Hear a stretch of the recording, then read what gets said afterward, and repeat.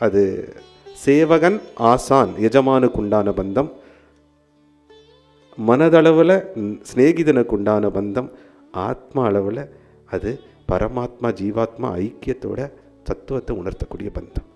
இந்த உணர்வில் அந்த 3வது வாக்கியத்தை நீங்கள் கொஞ்சம் ஆழமாக சிந்தித்து அதை பரிசீலனை பண்ணி சுயகவனிப்போட பகுப்பாய்வு பண்ணிங்கன்னா உங்களுக்கு தெளிவாக தெரியும், நீங்களும் கடவுளும் ஒன்று தான். இதுதான் ஹனுமான் சொன்னார்.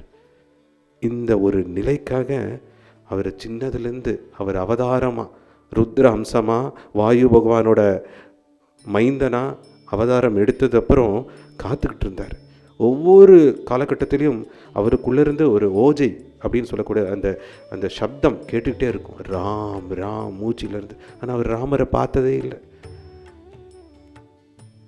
ராமரை பற்றி கூட கேட்டதே இல்லை. யார் இந்த ராமர் அப்படிங்கிறது?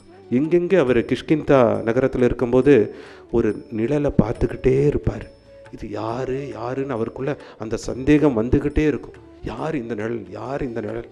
அவர் அந்த நிழலை பார்க்கும்போது எனக்கு நிஜம் தெரியுது, அந்த நிழலை பார்க்கும்போது எனக்கு அமைதி பெருகுது, அந்த நிழல் பார்க்கும்போது எனக்கு ஆனந்தம் கிட்டுது. யார் இவர், யார் இவர், யார் இவர் அப்படின்னு ஏங்கிக்கிட்டே இருந்தார். ஒரு நாள் முடியாமல் இதுக்கு விடை கிடைக்கலைன்னா நான் சாப்பிட மாட்டேன் அப்படின்னு உண்ணாவிரதம் இருந்தார், உபவாசம் இருந்தார். அவரோட குருவாக இருக்கக்கூடிய சூரிய பகவான் சாக்ஷாத்தா அங்கே பிரத்யட்சமாகிறார். ஹனுமான் சாப்பிடாமல் இருக்கார், உபவாசத்தில் இருக்கார், பசி தாங்க மாட்டார். சொல்றார், இது யாரும் இல்லை, சாக்ஷாத் ஸ்ரீ ராமச்சந்திர பிரபு, அயோத்தியாவோட இளவரசர். கண்டிப்பாக உன்னை சந்திப்பார் ஹனுமான். அதுக்கப்புறம் உன்னோட வாழ்க்கையே மாறப்போகுது. அதுக்கப்புறம் உன்னோட வாழ்க்கையே மாறப்போகுது. உன்னோட வாழ்க்கையோட உத்தேசம் உனக்கு தெரிய போகுது. உன் பிறவி பலன் உனக்கு கிடைக்க போகுது. உன்னை யுக யுகமாக சிறந்த ராம பக்தனாக சேவகனாக இந்த பூலோகம், இந்த எல்லா பரலோகமாக இருக்கட்டும், எல்லா தேவலோகவாசிகளும் கொண்டாட போகிறாங்க.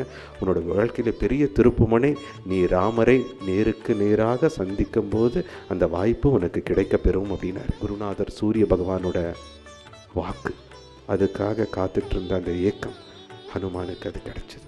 அதனால தான் உடனே இது நடக்கலை. அந்த உணர்வோடு காத்துட்டு இருக்கும்போது ராமரை பார்த்தவனையும் உள்ளிருந்து இந்த வார்த்தைகள் முத்து முத்தா கொட்டுது. தேக புத்தியம் து தாசோகம், ஜீவ புத்தியம் தொதம் சகா, ஆத்ம புத்தியம் தொமேவகம் இதி நிஷ்டித மதிமன்.